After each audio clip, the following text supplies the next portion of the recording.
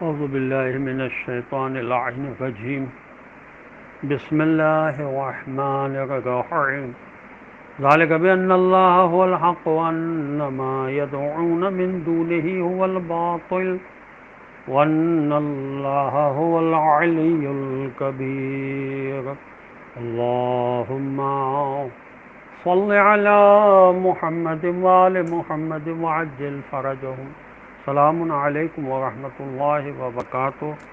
اللہ تبارک و تعالیٰ کا شکر ہے کہ سورہ مبارکہ حج قرآن مجید کا 22 نمبر کا سورہ ہے، اس کی آیت نمبر 62 کی تلاوت کا شرف میں نے حاصل کیا، جس کا ترجمہ یہ ہے کہ یہ اس لیے ہے کہ اللہ ہی برحق ہے اور اس کے سوا جنہیں یہ پکارتے ہیں وہ سب باطل ہیں، اور یہ کہ اللہ بڑا برتر ہے۔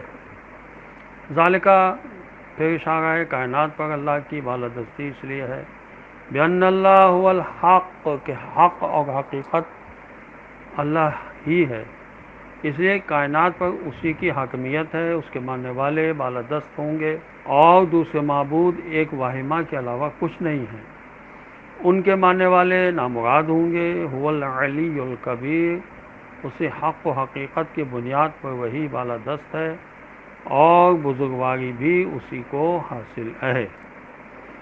کائنات کا حاکم اور حق کے مالک کو ماننے والے نامراد اور باطل معبودوں کے ماننے والے کامیاب نہیں ہو سکتے۔ ابو بصری کہتے ہیں کہ میں نے حضرت امام جعفر صادق علیہ السلام سے سنا کہ آپ فرما رہے تھے اللہ جل جلالہ کا علم ازلی اور ذاتی ہے، جبکہ کوئی معلوم نہیں تھا، اس کی سماعت ذاتی ہے، جبکہ سنائی دینے والی کوئی چیز نہیں تھی، اس کی بصارت ذاتی ہے، جبکہ دیکھی جانے والی کوئی چیز نہیں تھی، قدرت اس کی ذاتی ہے، جبکہ ایسی کوئی چیز نہ تھی جس پر وہ اپنے اختیارات استعمال کرتا۔ چنانچہ جب اس نے اشیاء کو پیدا کیا اور وہ معلوم بن گئیں تو اس کا علم معلومات کے مطابق ہو گیا، یعنی سماعت سنی جانے والی چیزوں کے، بصارت دیکھی جانے والی چیزوں کے، اور قدرت اختیارات کے استعمال ہونے والی چیزوں کے۔ ابو بصری نے کہا تو کیا اللہ تعالیٰ متکلم بھی ازل ہی سے ہے؟ فرمایا بات کا تعلق حدوث سے ہوتا ہے، ازل سے نہیں، اللہ تھا متکلم نہیں۔ حماد بن عیسیٰ کہتے ہیں کہ میں نے امام جعفر صادق علیہ السلام سے پوچھا کیا خدا ازل سے عالم ہے؟ فرمایا جب معلوم نہ تھا تو عالم کس بات کا؟ میں نے کہا کیا ازل سے سننے والا ہے؟ فرمایا جب سموع نہیں تھا تو سننے والا کس بات کا؟ میں نے کہا کیا ازل سے دیکھنے والا ہے؟ فرمایا جب دیکھی جانے والی کوئی چیز نہیں تھی تو دیکھنے والا کس بات کا؟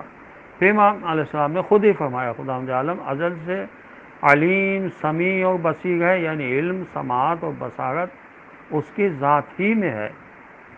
اور مزید امام نے فرمایا کہ ہمارے رب کی ذات نوری، حی، عالم اور صمد ہے۔ مشیت اور ارادے کا تعلق صفات افعال کے ساتھ ہوتا ہے، لہذا جو شخص گمان کرتا ہے کہ اللہ تعالیٰ ازل سے مرید اور شائی چاہنے والا ہے تو وہ موحد نہیں ہوگا۔ بکیر بن اعین کہتے ہیں کہ میں نے حضرت امام جعفر صادق علیہ السلام کی خدمت میں عرض کیا کیا اللہ کا علم و مشیت دو مختلف چیزیں ہیں یا ایک ہی چیز ہے؟ فرمایا علم مشیت نہیں ہے، کیا تم خود نہیں دیکھتے کہ کہتے ہو میں ان قریب انشاءاللہ فلاں کام کروں گا، حالانکہ یہ نہیں کہتے میں ان قریب فلاں کام کروں گا۔